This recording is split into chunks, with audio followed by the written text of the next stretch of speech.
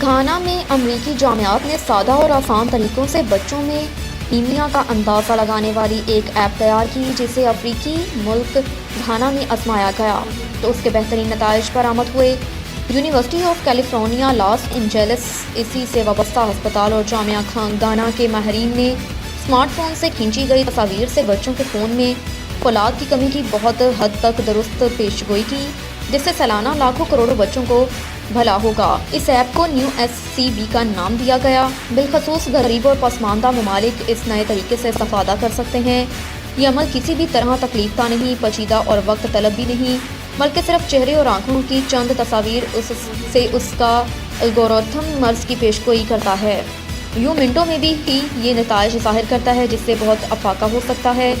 اس تحقیق کی تفصیلات پبلک لائبریری آف سائنس نامی ویب سائٹ میں شائع ہوئی ہے۔ پیرس میں ایک نئی رپورٹ میں انکشاف کیا گیا کہ گزشتہ برس عالمی سطح پر کاربن ڈائی آکسائیڈ کے اخراج کی اب تک کی سب سے زیادہ مقدار ریکارڈ کی گئی ہے۔ یہ مقدار 1900 سے شروع ہونے والی ریکارڈنگ میں اب تک کی سب سے زیادہ مقدار ہے۔ بین الاقوامی ادارہ برائے توانائی کے مطابق 2022 میں اس گرین ہاؤس گیس کے اخراج میں 0.9% اضافہ ہوا۔ 32 کروڑ 10 لاکھ ٹن اضافے کے بعد یہ مقدار 36.8 ارب ٹن کی بلندیوں پر پہنچ گئی۔ ایسا ہونے کی بڑی وجہ عالمی توانائی کے بحران کے دوران دوبارہ کوئلوں کے استعمال کا شروع کیا جانا ہے۔ اگرچہ عالمی سطح پر اخراج کی نمو لگائے گئے تخمینے سے کم تھی، رپورٹ کے مطابق کوئلہ دنیا بھر میں کاربن اخراج میں 1/3 سے زیادہ مقدار کا حصہ دار ہے۔ گزشتہ برس کوئلے کے سبب ہونے والی اخراج کی مقدار میں 1.6% کا اضافہ دیکھنے میں آیا، یعنی 24 کروڑ 30 لاکھ ٹن اضافے کے بعد یہ مقدار تقریباً 15.5 ارب ٹن کی نئی بلندیوں پر پہنچ گئی۔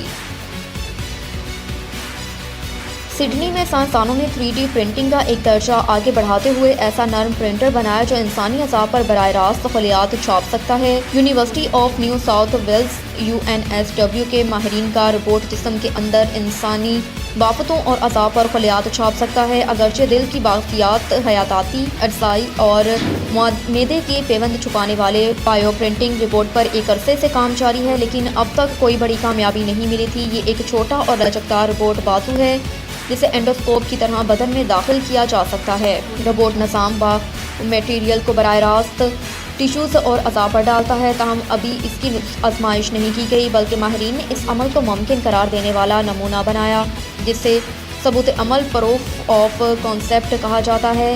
F3DP نامی اس ایجاد میں حیاتیاتی روشنائی بائیو انک ایک نوزل سے مختلف زاویوں پر خارج ہوتی ہے۔ یہ نوزل ایک لچکدار ربوٹ بازو سے منسلک ہے۔ اسے بدن میں اس لیے داخل کیا گیا کہ مریض کا جسم کھولنے سے انفیکشن اور پیچیدگیوں کا خطرہ بڑھ جاتا ہے۔